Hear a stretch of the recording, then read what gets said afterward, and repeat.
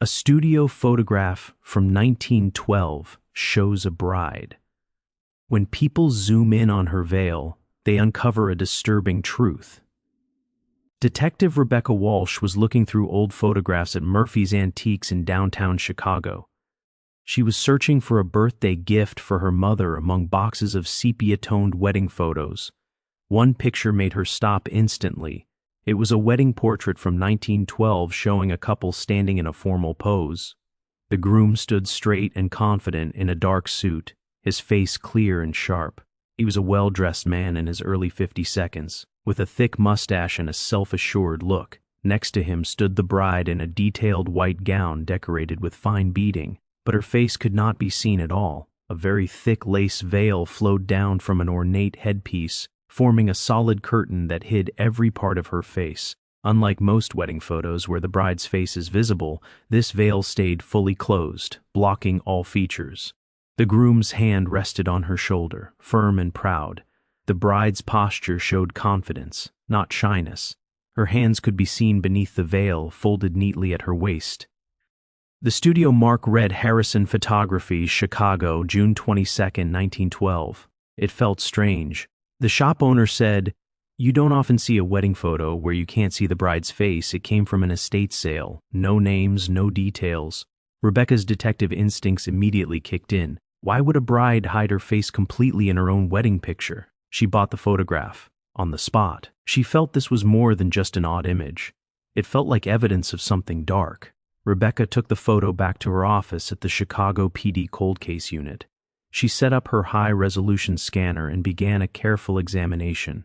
The groom's face was clear and unique. He might be identified through old records. She began with the date, June 22, 1912. Marriage licenses in Chicago were carefully recorded. She searched the archives and found a match quickly. Thomas Whitmore, age 52, widower, married Helen Stone, age 35, on June 22, 1912. Thomas Whitmore appeared in business directories as the owner of Whitmore Manufacturing, a successful furniture company. Newspaper society pages from early 1912 mentioned his engagement to Miss Helen Stone, who had recently arrived from St. Louis. Then Rebecca found something unsettling. A death notice dated July 15, 1912, less than a month after the wedding. Thomas Whitmore, well-known businessman, died suddenly at his home. The notice listed the cause as apparent heart failure. He was survived by his wife, Mrs. Helen Whitmore. The funeral was private. Rebecca looked deeper. A short police report stated that Thomas was found dead in bed. His wife reported he had complained of chest pain during the night. The family doctor signed the death certificate as heart failure. No autopsy was done. No suspicious circumstances were recorded. Thomas Whitmore had died only 3 weeks after getting married. His new wife, Helen, inherited everything: his business, his home, his money, all of it. Rebecca felt her heartbeat speed up. She searched to see what happened to Helen Whitmore after his death. Property records showed she sold the house and the business within 2 months, turning everything into cash. Then Helen Whitmore disappeared from Chicago records completely. No new address, no further documents. A rich man had married a woman whose face was hidden in their wedding photo. 3 weeks later, he was dead. His widow took everything and vanished. Rebecca widened her search beyond Chicago. If Helen Stone had killed Thomas Whitmore and escaped with his wealth, had she done this before? Rebecca searched records in St. Louis, where Helen was said to have come from. There she found a similar story. In March 1911, a widower named Robert Mitchell, age 48, owner of a textile import business, married Margaret Stone. 2 months later, Robert Mitchell died suddenly of heart failure. His widow inherited his estate, sold everything quickly, and disappeared. Rebecca's hands shook as she searched further back. Indianapolis, September 1910. James Harrison, age 55, a banker, married Catherine Stone. 6 weeks later, James died, heart failure. His widow inherited everything and vanished. Kansas City, May 1910. William Bradford, age 50, a merchant, married Elizabeth Stone. 1 month later, William died, heart failure. The widow took the inheritance and disappeared. The pattern was clear. A woman using the last name Stone, with small variations, would arrive in a city, marry a wealthy widower, and within weeks he would die from what appeared to be natural causes. She would inherit everything, sell it off, and move on to the next city. Rebecca counted at least 6 cases between 1910 and 1912, and there could be more in places with poor records. This woman had likely killed at least 6 husbands, collecting fortunes as she moved across the Midwest. But who was she really? Stone was clearly not her real name. Her first name changed every time. Helen, Margaret, Catherine, Elizabeth. She left behind only dead husbands and empty bank accounts. Rebecca returned to the wedding photo and stared at the hidden face beneath the veil. This woman had hidden her identity in every city, never allowing a clear photograph. This image was the only photograph Rebecca had found, and even here, the killer's face was completely covered. But maybe the veil itself held clues. Rebecca scanned the veil at extremely high resolution, hoping modern technology could reveal something a century-old camera had captured to. Red. As she zoomed in on the lace patterns, she noticed something unexpected. The veil was incredibly detailed, filled with floral and geometric designs. Within those layers, faint reflections appeared. Because early photography required long exposure times, the reflective threads in the lace had captured images. Rebecca adjusted the brightness and contrast.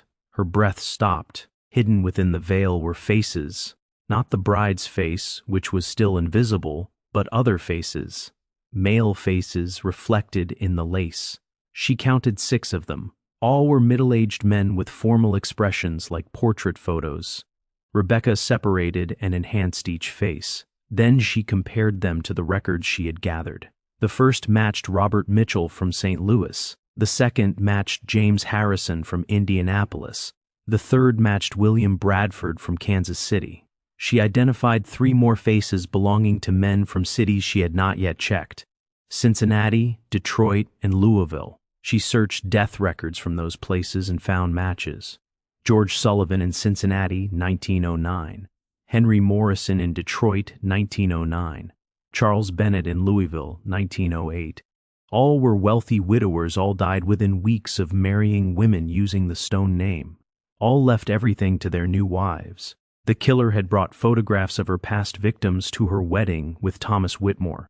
She had surrounded herself with images of the men she had killed, and the reflective veil captured them during long exposure. It was a collection of trophies, and she had unknowingly preserved proof of her crimes in her own wedding photo. Rebecca needed to understand how the woman killed her husband so easily without raising suspicion. She requested permission to exhume the bodies, hoping modern tests could find what doctors in 1912 had missed. Thomas Whitmore's grave at Graceland Cemetery was opened first. The embalming process had preserved enough tissue for testing. Dr. Sarah Kim, a forensic toxicologist, ran a full analysis. The results were clear. Large amounts of arsenic were found. This man was poisoned slowly over several weeks, Dr. Kim explained. Small doses at first, then larger ones. The symptoms would look like heart disease. In 1912, doctors wouldn't test for poison unless they suspected foul play. Rebecca obtained permission to exhume 3 other victims. Each showed the same result: arsenic poisoning. The killer had used the same method every time: slow poisoning that looked like natural illness. This gave her time to make sure inheritance papers were completed before death. Arsenic was easy to buy in 1912. It was sold legally for pest control and household use. A woman could purchase it without suspicion.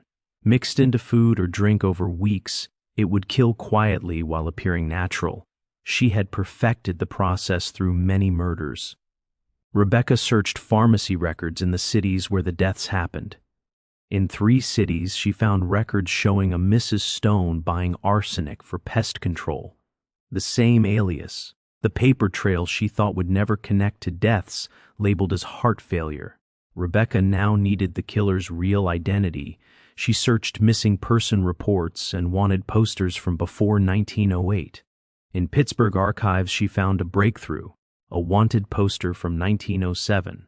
Wanted, Clara Hoffman, age 30, suspected in the death of her husband, Friedrich Hoffman. Subject fled Pittsburgh after husband's sudden death. Insurance investigation suggests poisoning. Consider dangerous. The poster included a photograph. Rebecca compared the facial structure, posture, and body type to the wedding photo. The height and hand position matched. Rebecca researched Friedrich Hoffmann's death. He had died after 3 weeks of illness. Clara tried to collect a large insurance policy, but the company demanded an autopsy. The autopsy showed arsenic poisoning. By the time results came back, Clara Hoffmann had fled Pittsburgh with whatever money she could get. The insurance was never paid, but she learned from the mistake. She avoided insurance after that and focused on inheritance through marriage.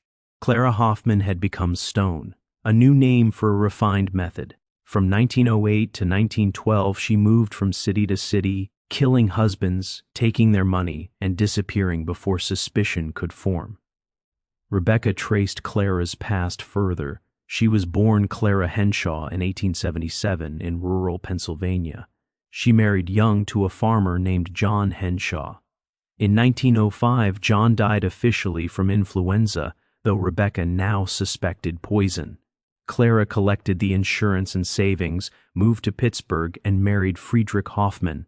By 1912, when she married Thomas Whitmore, Clara had killed at least 8 men in 7 years. Rebecca found records for Harrison photography and located the photographer's grandson, Michael Harrison, who still lived in Chicago. "My grandfather kept journals," Michael said. "I think I still have them." 2 days later, he called back. He had found the entry from 1912. His grandfather had written several paragraphs and was clearly disturbed. The entry described the wedding session as deeply unusual. The bride insisted on keeping her veil fully drawn. Mr. Whitmore seemed uneasy but allowed it. She claimed religious modesty, but the photographer sensed it was deliberate hiding. She held items that looked like photographs, and was very strict about lighting and exposure.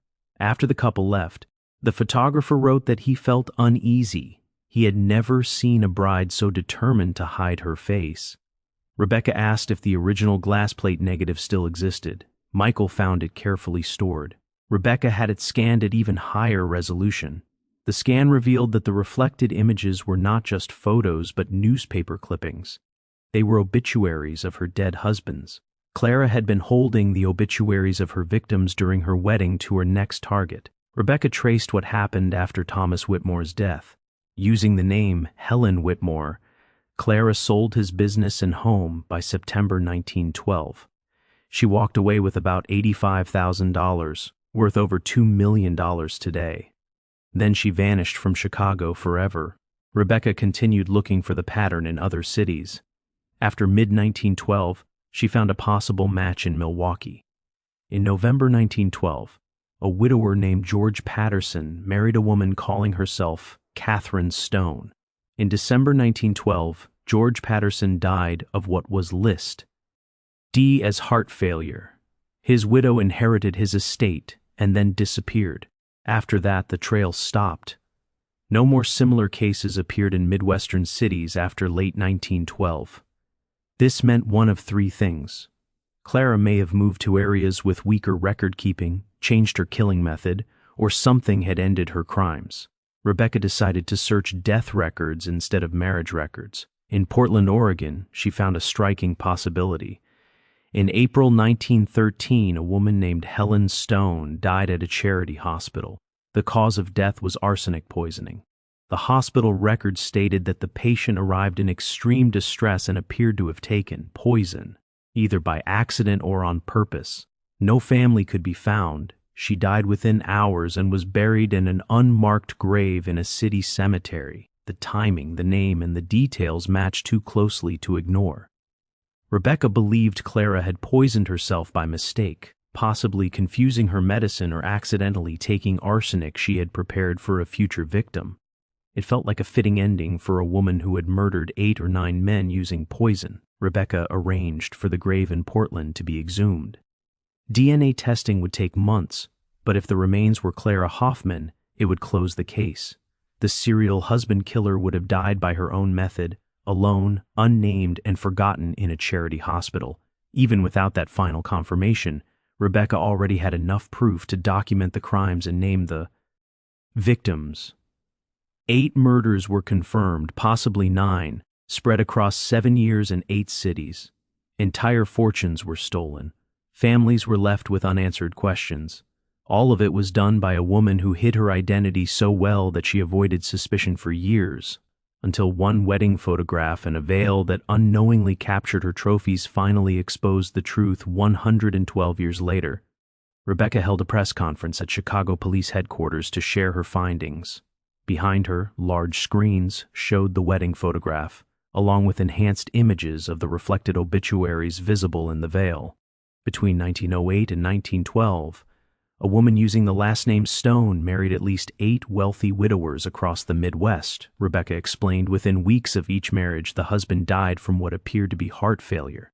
Modern forensic testing now proved these men were slowly poisoned with arsenic. She explained that the killer inherited estates totaling about $400,000 in 1912 money, equal to roughly $10 million today, and disappeared after each death. Rebecca described how the wedding photograph preserved crucial evidence.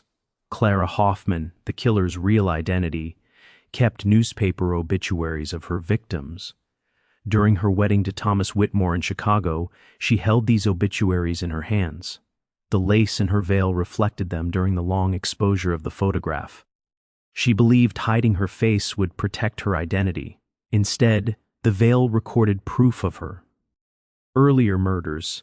Rebecca then displayed the names of the identified victims: John Henshaw, 1905, Friedrich Hoffman, 1907, Charles Bennett, 1908, Henry Morrison, 1909, George Sullivan, 1909, William Bradford, 1910, James Harrison, 1910, Robert Mitchell, 1911, Thomas Whitmore, 1912, and possibly George Patterson, 1912. These men were chosen because they were wealthy, widowed, and alone. Clara took advantage of their desire for companionship. She married them quickly, poisoned them slowly, and moved on with their money. She believed she had committed perfect crimes, but this photograph proved otherwise. The media reaction was immediate. Headlines spread everywhere. A century-old serial killer case solved. Wedding veil reveals hidden victims. Woman poisoned 8 husbands and vanished. The story captured public attention. A female serial killer, hidden identity, crimes across multiple states, all uncovered through old photography technology. Descendants of the victims were eventually found. Many had grown up hearing family stories about ancestors who remarried and died suddenly. No one had ever linked the deaths together or suspected murder. Now, at last, those families had answers. 3 months after Rebecca revealed the truth, a memorial service was held at Graceland Cemetery in Chicago, where Thomas Whitmore was buried. Descendants from 5 of the victims attended and met for the first time, connected by the shared fate of their ancestors. A memorial stone was placed, listing all confirmed victims. The inscription honored those lost to Clara Hoffman's crimes between 1905 and 1912. It stated that they deserved better and that they would be remembered. Rebecca spoke to the gathering. These men were killed because they were vulnerable, widowed, lonely, and searching for companionship.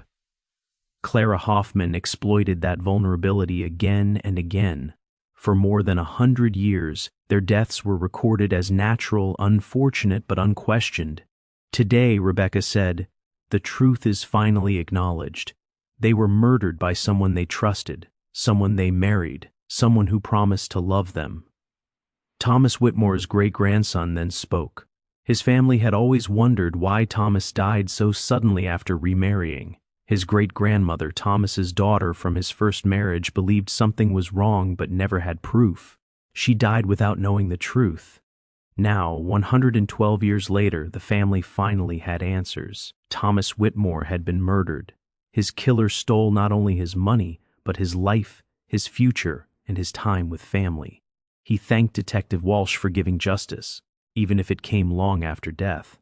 Other descendants shared similar feelings of gratitude.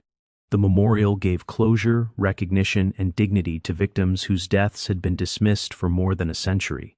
After the service, Rebecca returned to her office and carefully packed the wedding photograph for transfer to the Chicago History Museum. It would be displayed in an exhibit titled "Hidden Behind the Veil: Clara Hoffman and the Husband She Murdered." Rebecca looked at the photograph one last time. Thomas Whitmore stood tall and joyful beside his new bride, unaware he had only 3 weeks left to live. Clara stood next to him, her face fully hidden, holding obituaries of the men she had already killed. Rebecca spoke quietly to the image. She said Clara believed hiding her face would keep her safe. She believed she had escaped justice.